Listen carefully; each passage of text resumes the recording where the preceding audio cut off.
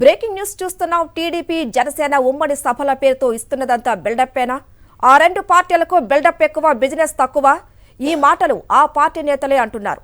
6 లక్షల మందితో తాడేపల్లిగూడెంలో ఉమ్మడి సభ అంటూ టీడీపీ జనసేన పార్టీలు ఓ రేంజ్లో ప్రచారం చేసుకోగా తీరా అక్కడ చూస్తే 8,000 మందికే కుర్చీలు వేశారు.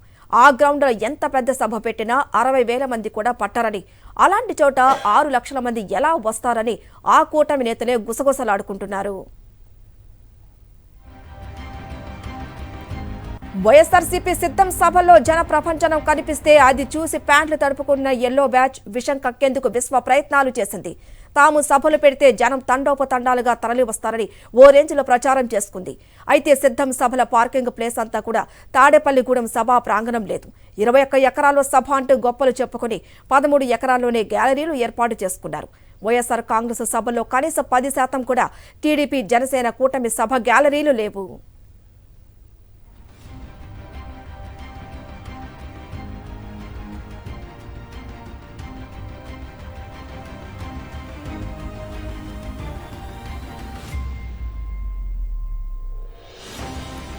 ఇక మరిన్ని వివరాలు మా ప్రతినిధి సతీష్ అందిస్తారు. సతీష్,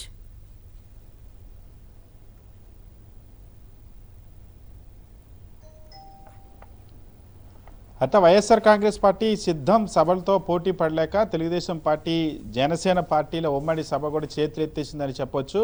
వైఎస్ఆర్ కాంగ్రెస్ పార్టీ వరుసగా 3 సిద్ధం సభలు భీమిలి, ఏలూరు, రాప్తాడులో నిర్వహించిన తర్వాత రాప్తాడులో జన ప్రవాహాన్ని చూసిన తర్వాత వెంటనే తెలుగుదేశం పార్టీ జనసేన పార్టీ కూడా తాము కూడా సభ నిర్వహిస్తామని ప్రకటించారు.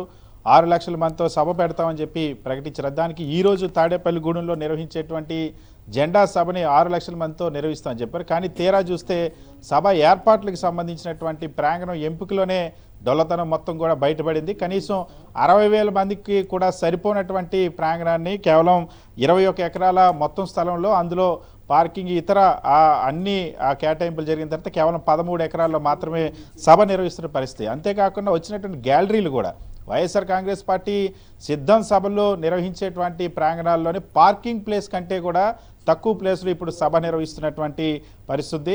ఈరోజు టీడీపీ జనసేన నిర్వహిస్తున్నటువంటి సభా ప్రాంగణం కంటే వైఎస్ఆర్ కాంగ్రెస్ పార్టీ నిర్వహించే సిద్ధం సభల పార్కింగ్ ప్లేసే అధికంగా ఉన్నటువంటి పరిస్థితి. కేవలం 8,000 కుర్చీలు మాత్రమే వేశారు ఉన్నటువంటి గ్యాలరీల్లో. ఆ గ్యాలరీ సరిపడా మిగిలిన మొదట స్టేజ్, అదేవిధంగా ఇతర గ్యాలరీలు, విఐపి గ్యాలరీలు పోగా పబ్లిక్ వచ్చేటువంటి గ్యాలరీకి సంబంధించి కేవలం 8,000 కుర్చీలు మాత్రమే వేసినటువంటి పరిస్థితి. సో 6 లక్షల మంది వస్తారంటూ ప్రచారం చేశారు.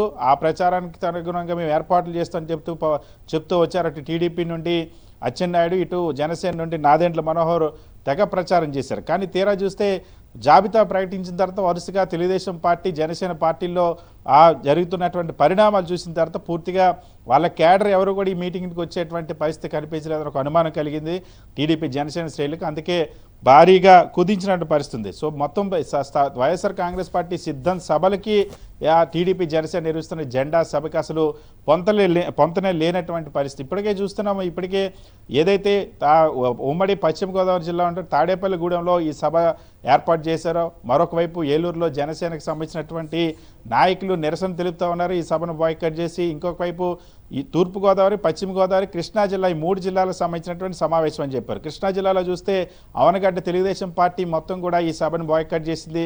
మరొక వైపు పెడంలో ఉన్నటువంటి జనసేన పార్టీ ఈ సభను బాయ్కాట్ చేసింది. అక్కడ ఈ టికెట్లు పంచాయతీలు నేపథ్యంలో. ఇంకొక వైపు ఉమ్మడి తాడేపల్లిగూడెంకి పక్క జిల్లా అయినట్టు ఉమ్మడి తూర్పుగోదావరి జిల్లాలో మాజీ మంత్రి, రాజోలు మాజీ ఎమ్మెల్యే గొల్లపల్లి సూర్యారావు ఈరోజే తెలుగుదేశం పార్టీకి, చంద్రబాబుకి షాక్ ఇచ్చారు. టీడీపీకి రాజీనామా చేసి వైఎస్ఆర్ కాంగ్రెస్ పార్టీలో కొద్దిసేపటి కిందటే ముఖ్యమంత్రి వైఎస్ జగన్మోహన్ రెడ్డి సమక్షంలో చేరిన పరిస్థితి. సో తాడేపల్లిగూడెం సభ నుండి వైఎస్ఆర్ కాంగ్రెస్ పార్టీ సిద్ధం సభలకు పోటీగా నిలుద్దాం అనుకున్నారు. కానీ తాడేపల్లిగూడెం సభ పూర్తిగా రివర్స్ అయిపోయినటువంటి పరిస్థితి టీడీపీ జనసేనలకు. సో ఒకవైపు నాయకుల నిరసనలు, మరొక వైపు జనం నీరసమైనటువంటి పరిస్థితి ఏర్పడింది. సో ఇప్పుడు మనం చూస్తే చాలా స్పష్టంగా ఈ సభ జరిగేటువంటి ప్రాంగణంలో కేవలం 8,000 కుర్చీలు వేశారు.